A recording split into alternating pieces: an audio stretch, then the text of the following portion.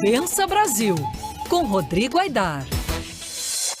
Rodrigo Aidar, todas as sextas-feiras com a gente aqui no Band News FM no meio do dia. Mais uma vez, um prazer falar com você, Aidar.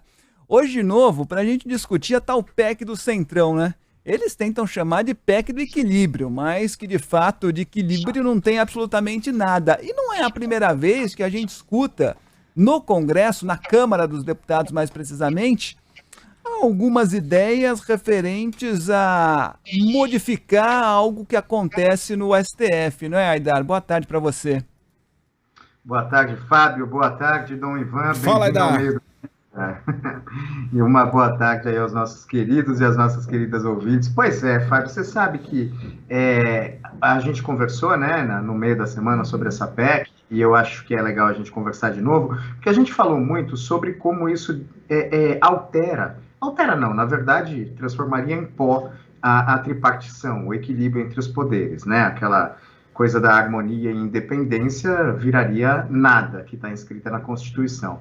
Mas aí eu lembrei aí, Fábio, na verdade me lembraram que ano passado a Bia Kicis, que também faz parte da base de apoio do governo federal, desengavetou uma proposta que aumenta, né, a proposta, o número de ministros do STF de 9 para 15 e reduz bastante a competência da corte.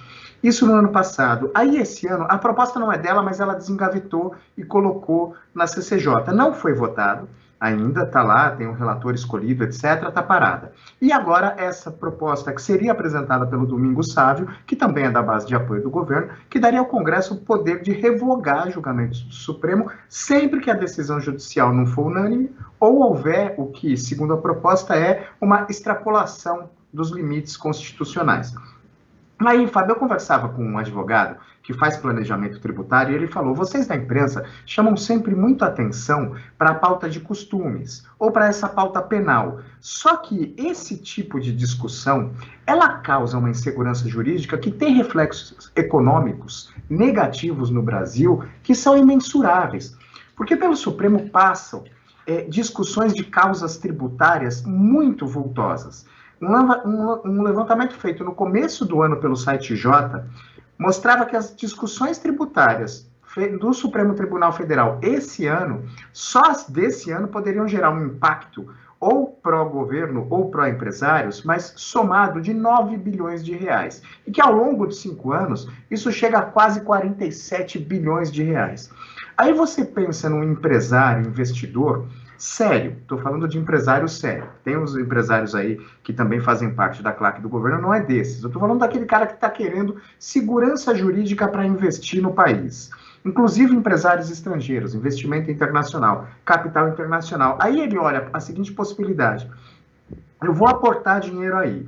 Tem uma discussão tributária que pode impactar o meu negócio em X bi ou em X milhões de reais. Só que eu tenho mais ou menos uma ideia de como isso vai ser tratado no Supremo Tribunal Federal, porque você tem os precedentes, de alguma forma você pode fazer ali uma avaliação dos riscos. Só que, e as decisões do Supremo raramente são unânimes, não raramente, mas muitas decisões não são unânimes. Se qualquer decisão não unânime referente a essa pauta tributária voltar ao Congresso Nacional, a minha avaliação de risco morreu.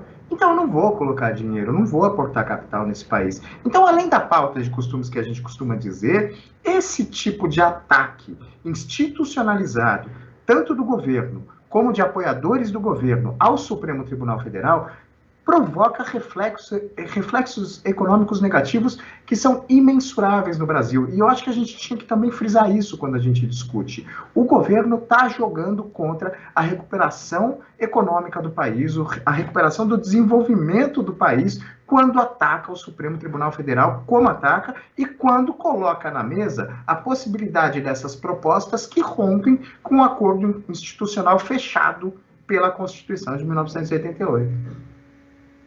É triste porque quem apoia, né, Aidar, medidas como essa, e aí eu não estou falando nem dos políticos, estou falando das pessoas mesmo. Acabam personificando as críticas que se tem, e muitas podem ser feitas, aliás, devem ser feitas, a algumas decisões do Supremo, né? Como o STF. Fala assim, não, porque o ministro tal, quem botou ele lá foi tal presidente, porque esse ministro aqui, esse aqui é o ministro do PT.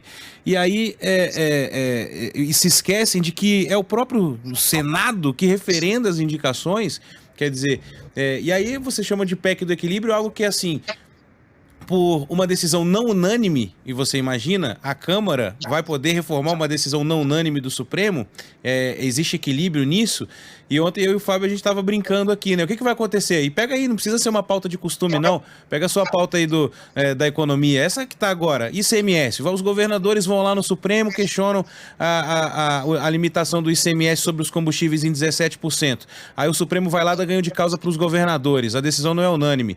Aí a Câmara vai lá e reforma. Aí vai vir um partido político e vai ao Supremo para de novo questionar a decisão da Câmara. Você vai entrar num ciclo vicioso de reformas, de decisões. É um negócio completamente maluco. Parece um delírio, né? É muito esquisito. Imagina você, Ivan, com seus tostões, querendo investir num país com esse quadro que você desenhou agora.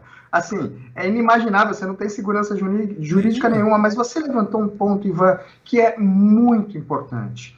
O Senado, o Congresso, pode influir no Supremo Tribunal Federal. E pode influir do jeito certo, do jeito legal, do jeito legítimo, do jeito que seria o correto. Como? Fazendo uma sabatina de verdade. A sabatina do Senado Federal é uma brincadeira. Conversa pra boi dormir. O que o senhor acha disso aqui? Eu acho ruim. Legal, obrigado. Exato. E teve sabatina, tem histórias maravilhosas, né? O Eneg costuma citar bastante o relator da sabatina da ministra Ellen Grace, por exemplo, elogiando a beleza da ministra, dizendo que uma ministra daquela tinha assento no Supremo Tribunal Federal por conta da beleza. Eu cobrindo a sabatina do ministro Luiz Fux, depois que o relator o apresentou e ele usou ali a palavra inicial dele, dos 15 minutos, 10 minutos, os senadores se levantaram e bateram palma efusivamente. Eu escrevi para a redação aquele dia, olha, eu estou indo embora que daqui não sai notícia, não tem nada o que fazer aqui. Porque assim, eles não cumprem um papel que no desenho institucional existe.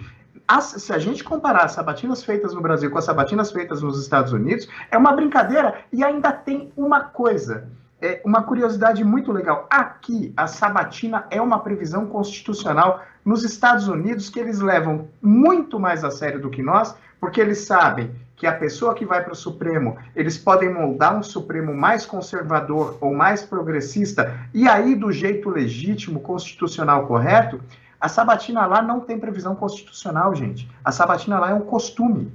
Não precisaria nem ser feita. Acabou se transformando numa regra, mas não tem a previsão constitucional que tem no Brasil. E lá eles cumprem a sabatina direito e aqui a gente brinca com ela. Então essa seria uma forma de influir no Supremo e a forma correta, não com essas propostas malucas que eles colocam na mesa de vez em quando. E o povo esquece que a Câmara está de um jeito hoje, daqui a 4 anos ela vai estar de outro, né? E pode não ser o que você está defendendo hoje, daqui a 4 anos, pode ser a sua decisão, a decisão. É porque é meio maluco falar assim também, né? Mas é a sua decisão ser reformada, ou aquela que você defendia.